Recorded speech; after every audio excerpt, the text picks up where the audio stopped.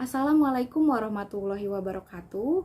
Pertama-tama marilah kita panjatkan puji dan syukur kehadirat Allah Subhanahu wa taala atas berkat dan rahmatnya kita dapat berkumpul via virtual dalam mata kuliah analisis kesulitan menulis. Perkenalkan, kami dari kelompok 6 akan menerangkan materi akan membahas tentang unsur ide dan isi dalam karangan ilmiah mahasiswa. Sebelumnya, perkenalkan saya Ika Wahyuni dengan NIM 1850300105 sebagai pemateri ketiga dan sebagai moderator. Yang kedua rekan saya bernama Rosiana Melinda dengan NIM 18503090 sebagai pemateri pertama. Kemudian rekan saya yang bernama Uli Auliani Habibah dengan NIM 1850301112 sebagai pemateri kedua. Dengan mengucapkan Bismillahirrahmanirrahim, presentasi akan dimulai oleh pemateri pertama, yaitu Rosiana Melinda. Kepada Rosiana Melinda, dipersilakan. Assalamualaikum warahmatullahi wabarakatuh. Perkenalkan, nama saya Rosiana Melinda dengan NIM 185030090. Pada kesempatan kali ini, saya selaku pemateri pertama akan menyampaikan materi terkait hakikat ide dan hakikat tema.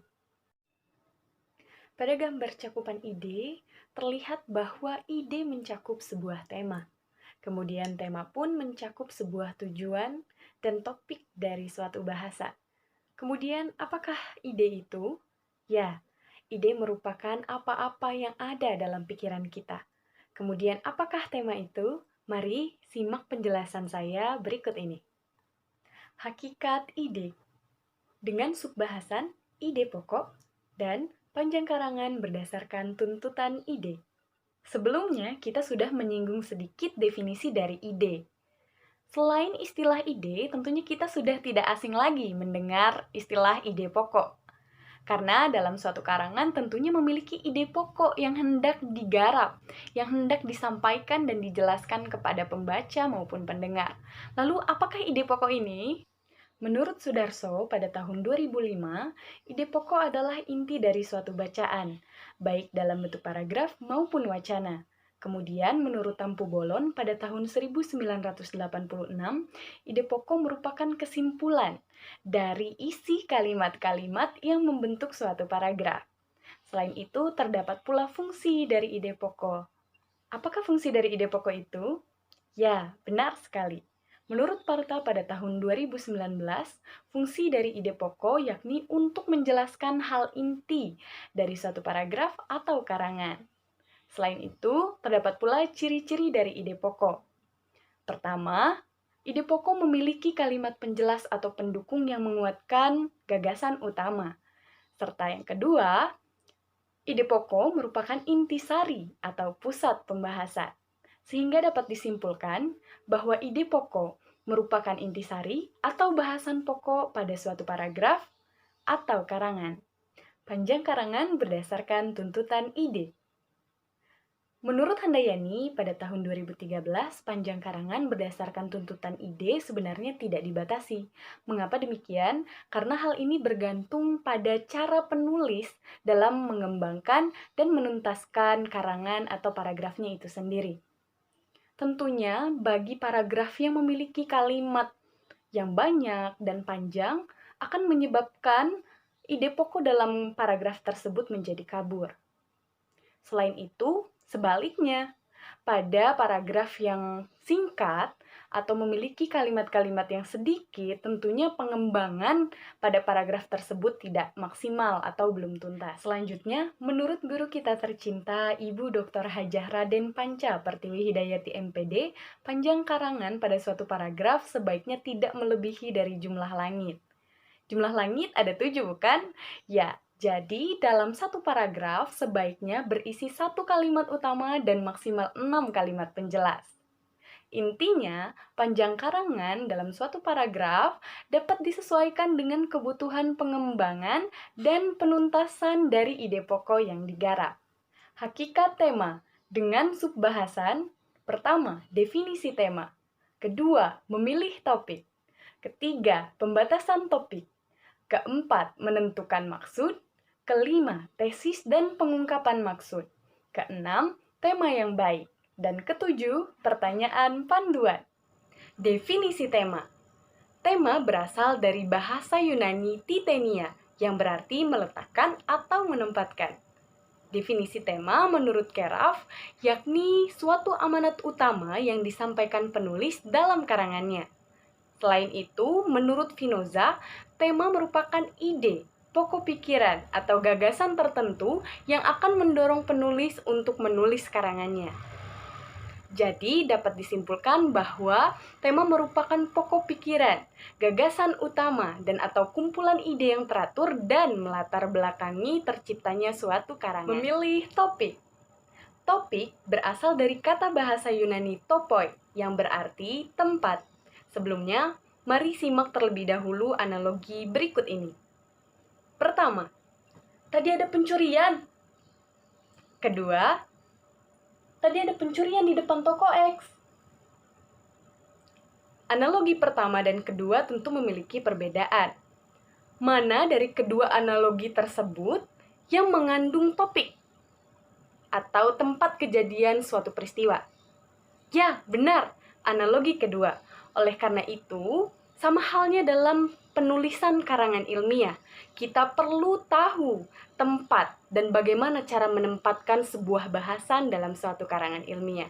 Selanjutnya akan saya bahas terkait tips dan trik memilih topik bahasan menurut Keraf tahun 1994, halaman 109 hingga 112. Pertama, kita perlu mengetahui dan memilih salah satu bentuk tulisan. Bentuk tulisan di sini dapat berupa deskripsi, eksposisi, narasi, dan sebagainya. Kedua, selaku penulis perlu untuk memenuhi 3 syarat pemilihan topik. Apa sajakah itu? Yang pertama, topik yang dipilih hendaknya menarik bagi penulis. Kedua, sedikitnya prinsip-prinsip ilmiah dari topik yang dipilih harus diketahui oleh penulis. Maksudnya adalah harus sesuai dengan kualifikasi keilmuan dari penulis itu sendiri. Dan ketiga, atau terakhir, yakni topik jangan terlalu baru, teknis, dan kontroversial. Setelah memilih topik, penulis selanjutnya akan melakukan pembatasan topik. Cara membatasi topik bahasan dalam menulis suatu karangan ilmiah antara lain: pertama, memilih dan menetapkan topik yang ingin dibahas sebagai gagasan sentral, terutama pada karangan yang memiliki tesis. Kemudian kedua, memerinci topik jika topik berkemungkinan untuk diperinci. Ketiga, menetapkan rincian-rincian mana saja dari tahap kedua yang akan dipilih oleh penulis, karena tentunya akan banyak sekali topik yang hadir ketika kita memerinci di tahap kedua. Kemudian tahap keempat, yakni mengulang tahap kedua berdasarkan penetapan rincian di tahap ketiga. Dan kelima, yakni melakukan tahapan dari tahap pertama hingga keempat secara berulang sampai memperoleh topik yang benar-benar spesifik atau sangat khusus untuk digarap lebih lanjut. Selain itu, menentukan maksud pun menjadi hal krusial yang patut diperhatikan oleh penulis. Karena melalui penentuan maksud ini akan mempermudah penulis untuk menentukan bahan mana yang selaras dengan topik dan tujuan penulisan karangan, serta untuk mengetahui cara terbaik mana yang harus dipilih dan dilakukan penulis dalam penyusunan satu karangan. Contohnya, karangan yang memiliki maksud untuk mengetahui pengaruh dari variabel X terhadap variabel Y tentunya akan berbeda dengan karangan yang memiliki maksud untuk mengetahui hubungan antara variabel X dan variabel Y.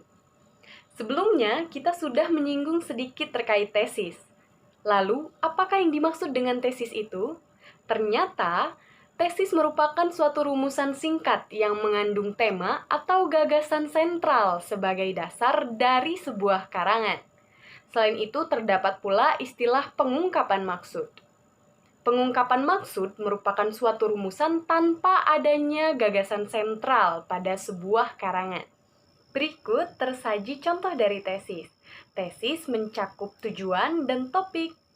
Sebagai contoh, penelitian ini dilakukan dalam rangka mengetahui pengaruh pembelajaran jarak jauh via daring terhadap pemahaman materi fonemik mahasiswa PBSI. Adapun sifat-sifat dari tesis antara lain, pertama, terbatas.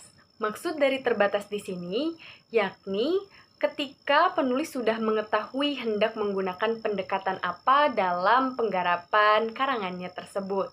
Kemudian ketika penulis sudah mengetahui bagian-bagian mana saja yang perlu untuk diperinci secara mendetail dan bagian-bagian mana saja yang tidak perlu untuk diperinci secara mendetail. Yang kedua, mengandung kesatuan. Hal ini bermaksud bahwa dalam tesis hanya diperbolehkan untuk memiliki satu gagasan sentral saja. Oleh karena itu, biasanya tesis berbentuk kalimat tunggal atau majemuk bertingkat. Yang ketiga, mengandung ketepatan. Maksudnya adalah dalam tesis yang mengandung gagasan sentral menggunakan kata-kata yang jelas dan spesifik sehingga dapat menghindari keambiguitasan atau penafsiran ganda. Selanjutnya, telah tersaji pula contoh dari pengungkapan maksud. Ingat, dalam pengungkapan maksud tidak terdapat gagasan sentral. Oleh karena itu, mari kita baca bersama contoh berikut ini. Di dalam pengungkapan maksud terdapat topik dan tujuan. Dalam uraian ini, penyusun akan berusaha menguraikan materi hakikat tema karangan ilmiah sehingga dapat memberikan pemahaman terhadap cara merumuskan tema karangan ilmiah bagi mahasiswa. Sebuah karya atau karangan dianggap tidak bernilai ketika karya tersebut ditulis dengan tergesa-gesa, berisi klise-klise belaka, kemudian juga tidak memiliki koherensi, dan sebagainya. Kemudian, bagaimana tema yang baik itu? Ya, tema yang baik dapat dinilai dari dua sudut pandang. Pertama, sudut pandang ketika karya sudah siap, dan sudut pandang dari terpenuhinya syarat-syarat tertentu pada saat tema hendak digarap. Apa saja tema tersebut? Mari kita simak penjelasan berikutnya. Menurut Keraf, pada tahun 1994, terdapat beberapa syarat tema yang baik. Pertama, kejelasan. Kedua, kesatuan. Ketiga, pengembangan. Keempat, keaslian. Dan kelima, judul yang cocok. Poin kejelasan berkaitan dengan seberapa jelas penulis menjelaskan contoh, analogi, maupun ilustrasi pada karangannya. Kemudian, poin kesatuan berkaitan dengan seberapa lihai penulis menggunakan alat-alat kohesi dan menerapkan prinsip-prinsip kohesi di dalam karangannya. Selanjutnya terkait pengembangan, yakni berkaitan dengan seberapa lihai pula penulis dalam mengurutkan perincian-perincian topik serta merinci perincian tersebut secara maksimal. Poin keaslian berkaitan dengan originalitas karya. Adapun 3 aspek guna mengukur keaslian suatu karangan antara lain: pertama, sudut pandang. Kedua, pendekatan. Ketiga, kalimat. Aspek sudut pandang dimaksudkan pada sudut pandang atau pandangan baru apa yang disajikan atau disuguhkan oleh penulis dalam karangannya. Poin pendekatan dimaksudkan pada pendekatan apa yang digunakan oleh penulis dalam menggarap karangannya tersebut. Contoh penggunaan pendekatan sinektik atau analogi, dan lain-lain. Poin kalimat dimaksudkan kepada gaya selingkung penulis. Maksudnya adalah bagaimana cara penulis dapat mengkaji atau menguraikan suatu bahasan menggunakan bahasanya sendiri. Namun dalam hal ini bukan berarti penulis tidak boleh mengutip karya orang lain atau pandangan orang lain. Karena mengutip itu tetap diperbolehkan selama hadirnya kutipan di sini hanya berfungsi sebagai penguat dari pandangan yang hendak disampaikan oleh penulis. Syarat tema yang terakhir yaitu judul yang cocok. Judul dapat disajikan sebelum tema digarap maupun sesudah tema digarap. Karena ketika tema belum digarap, Judul akan mengalami perubahan-perubahan, revisi-revisi seiring berjalannya waktu dan bertambahnya pengetahuan serta wawasan baru. Sedangkan judul yang baru dibuat setelah tema digarap tentunya harus memenuhi beberapa kriteria, yakni merangsang perhatian pembaca, kemudian juga asli atau original hasil pemikiran dan penentuan dari penulis, kemudian cocok dengan tema, dan dekat dengan maksud dari karangan yang hendak disampaikan oleh penulis. Saat ini kita sudah mengetahui bagaimana cara merumuskan tema. Bagaimana rekan sekalian? Sudah siap untuk merumuskan tema? Ya, merumuskan tema mungkin bukanlah hal yang mudah. Saya pribadi selaku penulis pemula pun merasakannya. Namun, tidak ada salahnya untuk kita mencoba. Benar bukan? Baik, berikut tersaji beberapa pertanyaan panduan dalam menggarap tema. Silakan dibaca dan selamat mencoba. Sekian pemaparan materi dari saya. Terima kasih atas perhatiannya. Mohon maaf jika terdapat kata-kata yang kurang berkenan. Saya, Rosiana Melinda, pamit undur diri.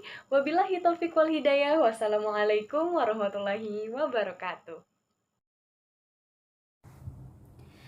Terima kasih kepada Rosiana Melinda. Selanjutnya, pemateri kedua akan disampaikan oleh Uli Auliani Habibah. Kepada Uli Auliani, dipersilakan. Assalamualaikum warahmatullahi wabarakatuh. Saya Uli Auliani Habibah dengan nomor induk mahasiswa 185030112. Di sini saya sebagai pemateri kedua yang akan membahas tentang hakikat isi karangan ilmiah makalah dan indikator tuntutan dalam kalimat utama. Materi yang pertama yang akan saya bahas yaitu hakikat isi karangan ilmiah makalah. Hakikat isi karangan ilmiah makalah. Makalah merupakan karya tulis ilmiah yang memuat pemikiran tentang suatu masalah atau topik tertentu berdasarkan data di lapangan yang ditulis secara sistematis dengan analisis yang logis dan objektif. Nah, di sini ada beberapa hal yang penting juga yang harus kita ketahui dalam pembuatan makalah atau dalam makalah tersebut. Ada cara berpikir yang digunakan dalam makalah, itu dapat berupa deduktif ataupun induktif. Tentunya kalian sudah paham dan mengetahui bagaimana cara berpikir deduktif dan cara berpikir induktif. Selanjutnya ada dasar pembuatan makalah dapat berdasarkan kajian literatur ataupun berdasarkan laporan kegiatan di lapangan. Selanjutnya, makalah juga dapat dibuat dengan satu pendekatan disiplin ilmu atau lebih. Misalnya kita membuat makalah, nah di situ kita hanya menggunakan satu pendekatan disiplin ilmu saja, yaitu misalnya mencakup bahasa. Berarti itu menggunakan pendekatan disiplin ilmu, satu pendekatan disiplin ilmu. Tetapi misalnya kita membuat makalah menggunakan dua pendekatan disiplin ilmu, yaitu misalnya bahasa dengan psikologi ataupun dengan filsafat, seperti itu. Selanjutnya, untuk menghasilkan makalah yang baik dibutuhkan kemampuan untuk menganalisis, mensintesis, dan mengevaluasi masalah yang dibahas. Lalu makalah menggunakan bahasa yang lugas dan tegas. Jumlah halaman makalah biasanya berkisar antara 0 sampai 15 halaman. Tapi biasanya kita juga melebihi batas tersebut. Artinya ini tidak terpaku hanya sampai 15 halaman. Bisa saja lebih dari 15 halaman. Selanjutnya ada sistematika makalah. Sistematika makalah yang sederhana itu berisi pendahuluan, bahasan, dan kesimpulan. Sistematika tersebut merupakan bagian dari isi karangan ilmiah makalah. Isi karangan ilmiah pada hakikatnya merupakan inti karangan yang berisi pembahasan, uraian, dan pemaparan dari tema yang digarap dalam suatu karangan. Berikut penjelasan mengenai bagian isi karangan ilmiah. Yang pertama yaitu pendahuluan. Di sini ada tujuan pendahuluan, diantaranya yaitu dapat memusatkan perhatian pembaca, menarik perhatian pembaca, menunjukkan poin bahasan pokok yang hendak diuraikan dari karangan yang penulis buat. Tujuan tadi akan tercapai jika dalam pendahuluan karangan terkandung beberapa hal berikut, seperti yang pertama, menyajikan pemaparan terkait topik yang dibahas, latar belakang atau sejarah suatu permasalahan tersebut. Yang kedua, penulis mempertanggungjawabkan alasan-alasan secara ilmiah mengapa ia memilih topik tersebut. Yang ketiga, pemaparan terkait urgensi topik yang dibahas. Yang keempat, penulis membatasi ruang lingkup masalah yang akan dibahas. Yang kelima, penulis membatasi definisi dari istilah yang dibahas pada karangan tersebut. Yang keenam, penulis menyampaikan sudut pandang pribadinya dalam menyikapi masalah yang dibahasnya tersebut. Yang ketujuh, berisi uraian terkait kerangka teoritis yang digunakan dalam karangan ilmiah tersebut. Contoh kerangka teoritis piramida terbalik. Yang kedelapan, penulis menutup bagian pendahuluan dengan harapan dan ketertarikan penulis dalam membahas topik yang dipilihnya. Untuk contoh poin 8, kalian bisa lihat di salindia berikut ini. Yang kedua, yaitu penjelasan tentang tubuh karangan. Tubuh karangan adalah bagian inti atau bagian utama karangan. Nah, dalam tubuh karangan ini memuat konvensi penulisan karangan atau panduan penulisan karangan yang setiap lembaganya itu memiliki konvensi atau panduan penulisan karangan yang berbeda-beda. Contohnya di FKIP Unpas itu ada panduan penulisan karya ilmiah FKIP Unpas. Nah, selain konvensi tadi, pada tubuh karangan juga memuat penguraian topik. Jadi topik yang tadi sudah kita angkat itu akan diuraikan dan dibahas pada bagian tubuh karangan ini, tentunya dengan sistematis. Nah, bagaimana agar penulisan kita itu sistematis? Ada dua hal yang harus diperhatikan, yaitu kesatuan dan kepaduannya atau kohesi dan koherensinya. Nah, kesatuan dan kepaduan ini adalah kunci keutuhan dari sebuah karangan. Yang ketiga yaitu kesimpulan. Kesimpulan berisi intisari atau pokok-pokok bahasan yang diuraikan pada bagian tubuh karangan. Ada dua cara dalam menuliskan kesimpulan. Yang pertama, tulisan argumentatif. Tulisan argumentatif yaitu tulisan yang berbentuk penomoran dalil. Dan yang kedua, ada ringkasan tujuan atau isi umum pokok bahasan, yaitu bentuk paragraf yang biasa pada umumnya sering kita buat kesimpulan, yaitu menggunakan bentuk paragraf. Materi selanjutnya yaitu indikator tuntutan dalam kalimat utama. Kalimat utama merupakan kalimat yang merumuskan gagasan utama. Kosasi 2010 halaman 92. Kalimat utama sering juga disebut sebagai kalimat topik, yang berarti kalimat yang dijadikan acuan dalam pengembangan paragraf. Kalimat utama juga adalah sebuah kalimat yang di dalamnya terdapat gagasan utama, gagasan pokok, pikiran pokok, ide pokok, ataupun ide utama pada suatu paragraf. Dan keberadaan kalimat utama pada suatu paragraf juga sangat penting. Mengapa? Karena kalimat utama menjadi kerangka dasar dalam pengembangan paragraf. Artinya, dengan adanya kalimat utama pada suatu paragraf akan mempermudah seorang penulis atau seseorang yang menulis dalam mengembangkan isi paragrafnya, yaitu dengan nanti kalimat penjelas yang isinya menjelaskan dari kalimat utama tersebut, maka nanti akan terbentuk paragraf yang padu. Nah, karena kalimat utama pada suatu paragraf ini sangat penting, maka ada istilah yang menyebutkan bahwa kalimat utama pada suatu paragraf disebut sebagai fondasi. Kalimat utama paragraf sebagai fondasi. Kita lihat analoginya. Bila pembuatan paragraf kita analogikan sebagai proses pembangunan sebuah rumah, maka kalimat utama akan menjadi fondasi yang menopang keseluruhan rumah.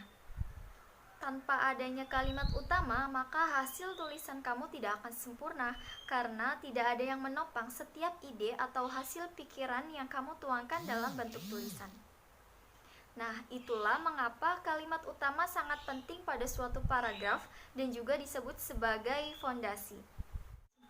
Selanjutnya, ciri-ciri kalimat utama dalam sebuah paragraf.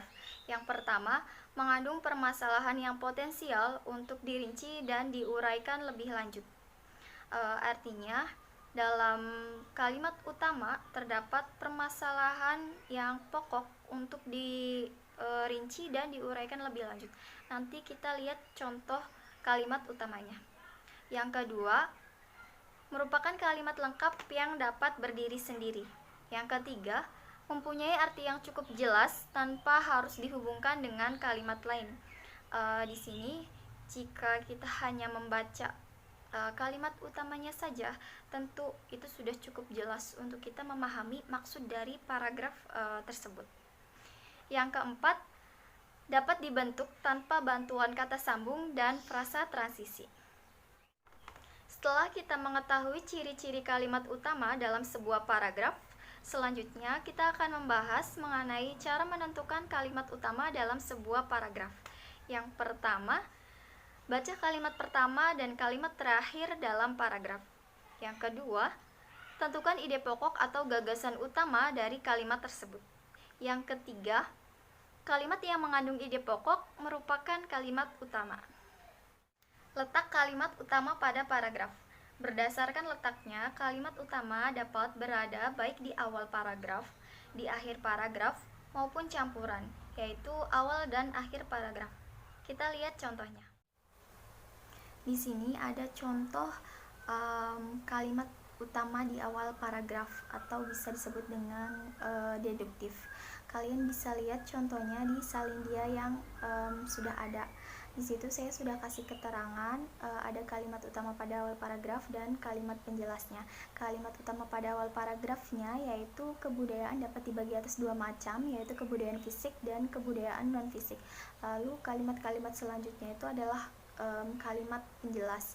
Nah, dari penjelasan sebelumnya tentang ciri kalimat utama, poin 1 menjelaskan bahwa kalimat utama itu mengandung permasalahan yang potensial untuk dirinci dan diuraikan lebih lanjut. Nah, di sini jelas bahwa kalimat utamanya itu mengandung permasalahan tersebut. Menurut saya, pandangan saya, permasalahan potensialnya itu adalah kebudayaan fisik dan kebudayaan non-fisik. Mengapa? Karena ini tuh merupakan permasalahan yang potensial untuk dirinci. Jadi bisa dirinci dengan apa saja kebudayaan non-fisik dan apa saja kebudayaan fisik itu. Contoh yang kedua yaitu contoh kalimat utama di akhir paragraf atau induktif. Kalian bisa lihat contohnya di salindia yang sudah ada. Nah, di situ pada awal paragraf itu adalah kalimat penjelas terlebih dahulu, lalu di akhir paragraf baru kalimat utamanya, yaitu jadi kebudayaan dapat dibagi atas dua macam, yaitu kebudayaan fisik dan kebudayaan non-fisik.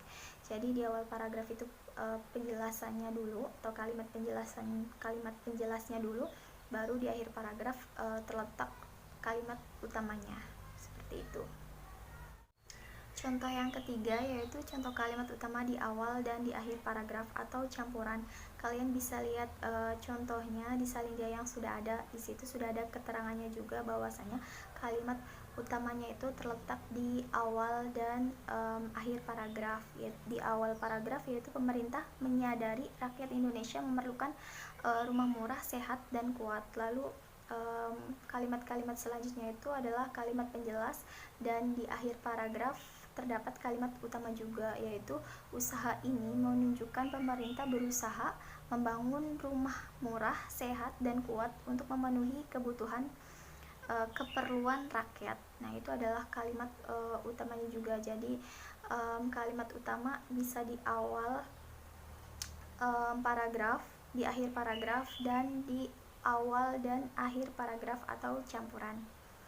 Mungkin cukup sekian materi yang dapat saya sampaikan, kurang dan lebihnya mohon maaf. Akhir kata, wassalamualaikum warahmatullahi wabarakatuh. Baiklah, terima kasih kepada Saudari Uli yang telah menyampaikan materinya.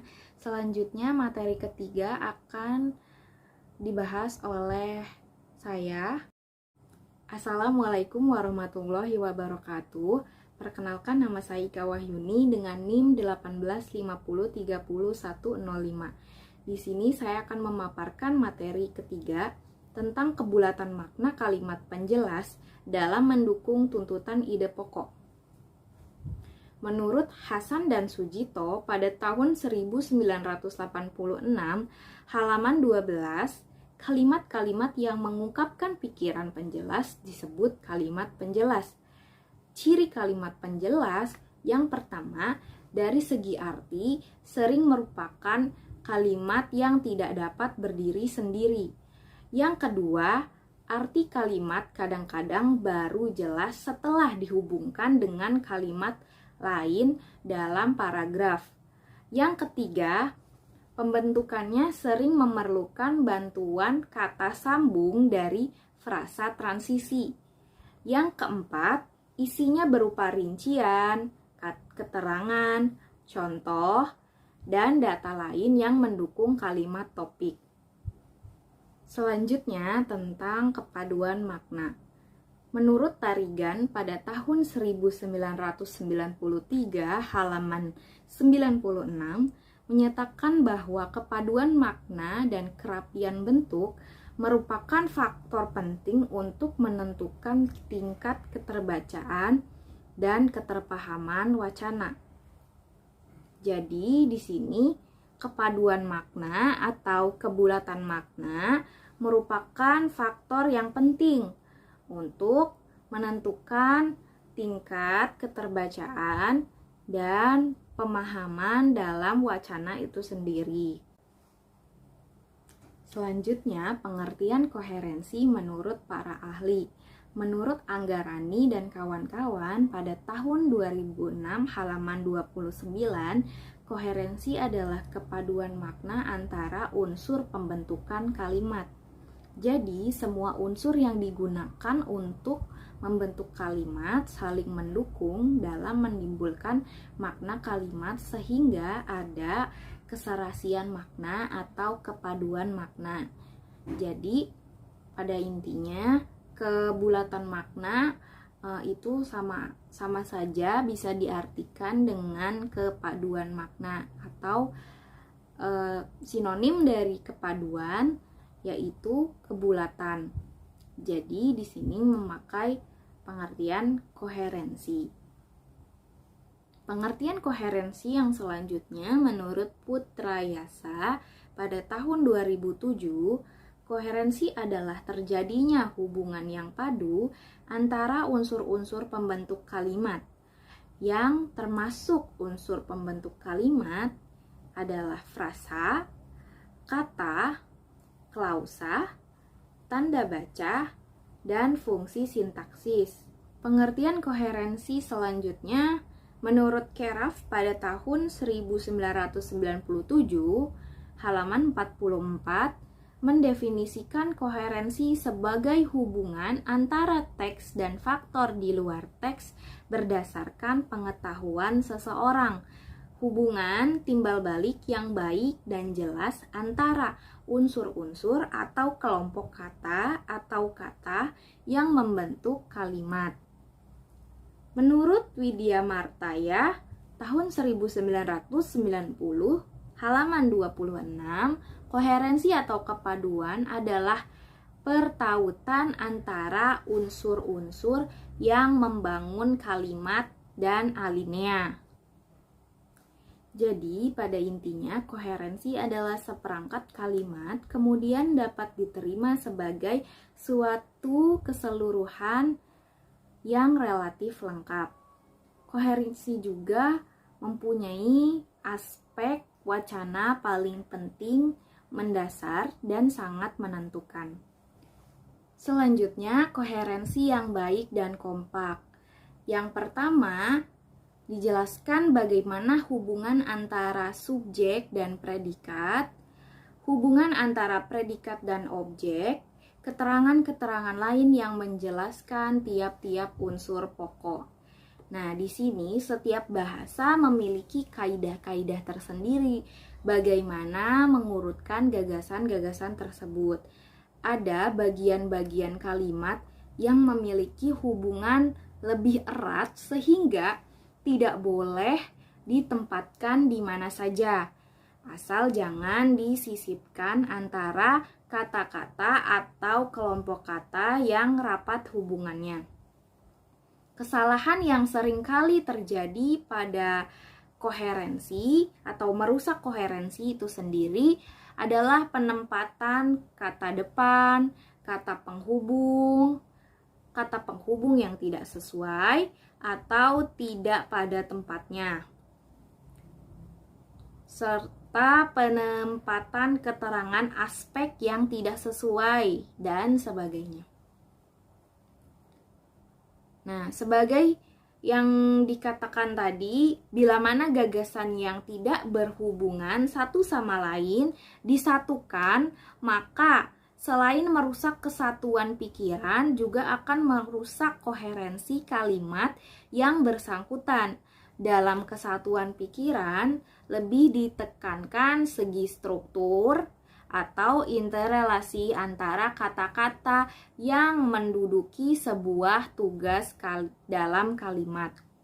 Sebab itu bisa terjadi bahwa sebuah kalimat dapat mengandung sebuah kesatuan pikiran, namun koherensinya tidak baik. Nah, yang pertama contohnya koherensi. Yang pertama, terdapat koherensi rusak karena kata dalam kalimat tidak sesuai dengan pola kalimat. Yang kedua, kepaduan sebuah kalimat akan rusak karena salah mempergunakan kata-kata depan, kata penghubung, dan sebagainya. Lalu yang ketiga, kesalahan yang dapat merusak koherensi adalah pemakaian kata, baik karena merangkaikan dua kata yang maknanya tidak tumpang tindih atau hakikatnya mendukung kontradiksi. Nah, yang keempat, suatu corak kesalahan yang lain yang sering dilakukan sehubungan dengan persoalan koherensi atau kepaduan kalimat adalah salah menempatkan keterangan aspek, contohnya sudah, telah, akan, belum, dan lain sebagainya pada kerja tanggap. Koherensi yang baik dan kompak selanjutnya yaitu alinea harus mengandung koherensi atau kepaduan yang baik. Kepaduan yang baik terjadi apabila hubungan timbal balik antara kalimat-kalimat yang membina alinea itu baik, wajar, dan mudah dipahami tanpa kesulitan. Pembaca dengan mudah mengikuti jalan pikiran penulis tanpa merasa bahwa ada sesuatu penghambat atau semacam jurang yang memisahkan sebuah kalimat dari kalimat lainnya. Tidak terasa loncatan-loncatan pikiran yang membingungkan. Sebuah alinea dapat juga membentuk suatu kesatuan yang kompak, walaupun mungkin kepaduan atau koherensinya tidak ada. Kesatuan tergantung dari sejumlah gagasan bawahan yang bersama-sama menunjang sebuah gagasan utama yang biasanya dinyatakan dalam sebuah kalimat topik. Sebaliknya, kepaduan tergantung dari penyusunan detail-detail dan gagasan-gagasan sekian macam sehingga pembaca dapat melihat dengan mudah hubungan antara bagian-bagian tersebut. Untuk memperoleh kepaduan yang baik dan mesra antara kalimat-kalimat dalam sebuah alinea, maka harus diperhatikan persyaratan. Yang pertama, masalah kebahasaan. Yang kedua, urutan isi alinea. Yang pertama, masalah kebahasaan.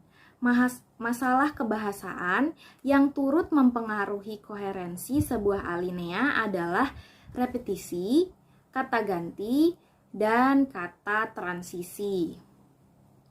Repetisi, kepaduan sebuah alinea dapat diamankan dengan mengulang kata-kata kunci, yaitu kata yang dianggap penting dalam sebuah alinea. Kata kunci ini mula-mula muncul dalam kalimat pertama, lalu diulang dalam kalimat-kalimat berikutnya. Kehadiran kata itu berulang-ulang dalam kalimat-kalimat alinea berfungsi untuk memelihara koherensi atau kepaduan semua kalimat alinea. Contohnya, sebagai penjasmanian pikir dan berpikir bahasa itu merupakan alat yang baik dalam pergaulan antar manusia. Pergaulan antar manusia ialah pertemuan total antara manusia satu dengan manusia lainnya.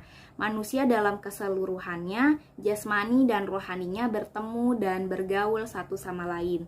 Tanpa bahasa pertemuan dan pergaulan kita dengan orang lain amat tidak sempurna.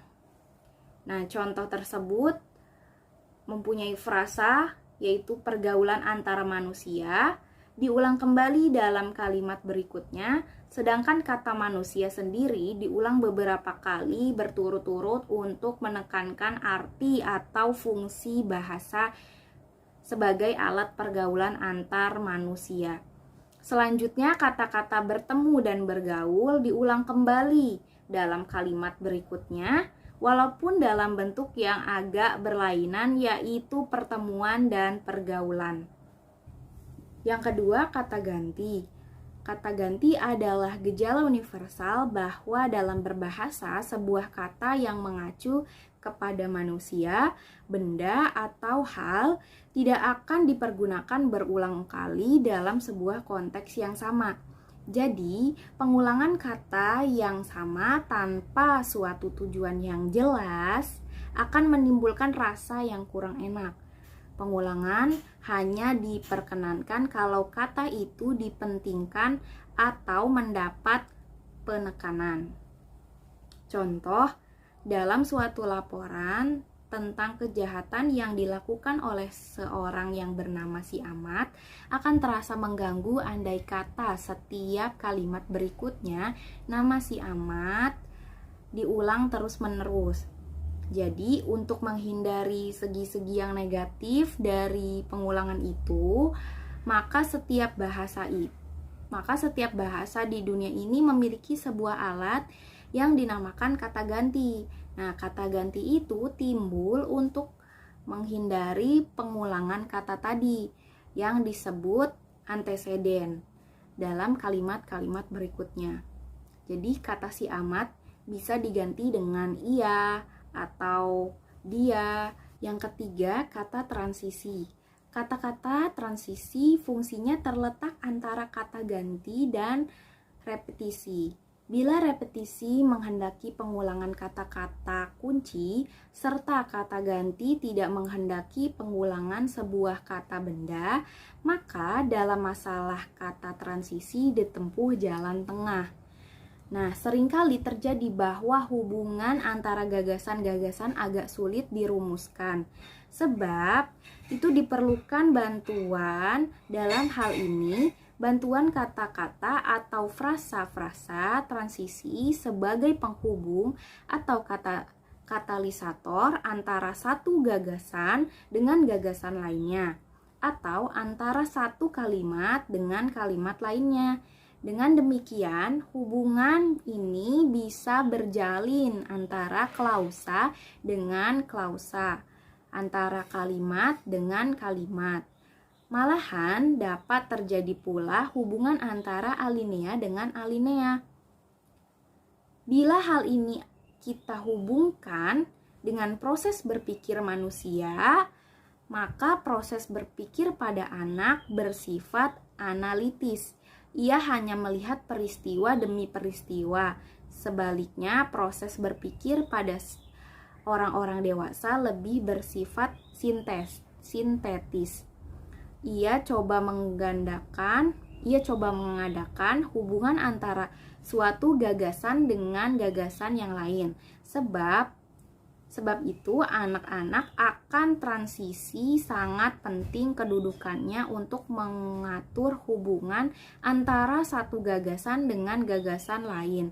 Sebaliknya, pada orang dewasa sejauh mungkin pemakaian kata-kata itu dihindari karena gagasan-gagasan itu dapat disajikan dalam bentuk yang terintegrasi tanpa diatur dengan kata transisi. Sebab itu, Dalam suatu tulisan yang baik, sejauh mungkin dihindari pemakaian kata atau frasa transisi. Tetapi bila benar-benar diperlukan untuk penekanan atau penegasan, maka kata itu transisi harus dipakai. Selanjutnya, kata atau frasa transisi yang biasa dipergunakan dalam tulisan-tulisan ilmiah, diantaranya ialah yang pertama, hubungan yang menyatakan tambahan kepada sesuatu yang telah disebut sebelumnya. Contoh katanya, lebih lagi, tambahan, atau pula, selanjutnya, di samping itu, dan lalu, seperti halnya juga, demikian juga. Yang kedua, hubungan yang menyatakan pertentangan dengan sesuatu yang telah disebut lebih dahulu. Contoh katanya, tetapi, namun, bagaimanapun juga, walaupun demikian, sebaliknya, sama sekali tidak, biarpun, meskipun. Yang ketiga, hubungan yang menyatakan perbandingan. Contoh katanya, sama halnya, seperti dalam hal yang sama, dalam hal yang demikian, sebagainya. Lalu yang keempat, yang menyatakan akibat atau hasil. Contoh katanya, sebab itu, oleh sebab itu, oleh karena itu, jadi, maka, akibatnya. Yang kelima, hubungan yang menyatakan tujuan. Contoh katanya, untuk maksud itu, untuk maksud tersebut, supaya. Yang keenam, hubungan yang menyatakan singkat. Contoh, interfikasi. Contoh katanya, singkatnya, ringkasnya, secara singkat, pendeknya, pada umumnya, seperti sudah dikatakan, dengan kata lain, misalnya, yakni, yaitu, sesungguhnya. Yang ketujuh, hubungan yang menyatakan waktu. Sementara itu, contoh katanya, sementara itu, segera, beberapa saat kemudian, sesudah, kemudian. Nah, yang kedelapan, hubungan yang menyatakan tempat. Contoh katanya, di sini, di situ, di seberang, dekat, berdekatan dengan, berdampingan dengan. Selanjutnya, perincian dan urutan pikiran. Perincian dan urutan pikiran adalah bagaimana pengembangan sebuah gagasan utama dan bagaimana hubungan antara gagasan-gagasan bawahan yang menunjang gagasan utama tadi. Jadi, penulis dapat menjamin kepaduan dengan mengemukakan perincian isi berdasarkan urutan ruang, dimulai dari suatu sudut tertentu dan berangsur-angsur bergerak ke sudut yang berlawanan. Ia dapat juga mempergunakan urutan waktu atau urutan kronologis, atau ia bisa mempergunakan urutan-urutan logis, sebab akibat, umum sampai ke khusus, klimaks, dan proses sebagainya. Karena hal-hal ini akan diuraikan lagi dalam bagian berikutnya mengenai perkembangan alinea, maka dalam bagian tidak diuraikan lebih terperinci. Walaupun demikian, perlu ditegaskan bahwa kepaduan atau koherensi dan pengembangan alinea secara praktis sulit dipisahkan. Seperti sudah dikatakan, kepaduan lebih menekankan persoalan hubungan antara kalimat, sedangkan pengembangan alinea lebih menekankan kepada urutan-urutan gagasan. Tetapi karena urutan gagasan itu harus didukung oleh urutan-urutan kalimat, maka keduanya sulit dipisahkan. Dari segi konseptual dan analisa, keduanya bisa bicarakan tersendiri. Alhamdulillahirrabbilalamin, presentasi telah dilakukan. Terima kasih atas perhatiannya. Semoga ilmu yang diberikan dapat bermanfaat bagi kita semua. Sekian dari kelompok 6. Wassalamualaikum warahmatullahi wabarakatuh.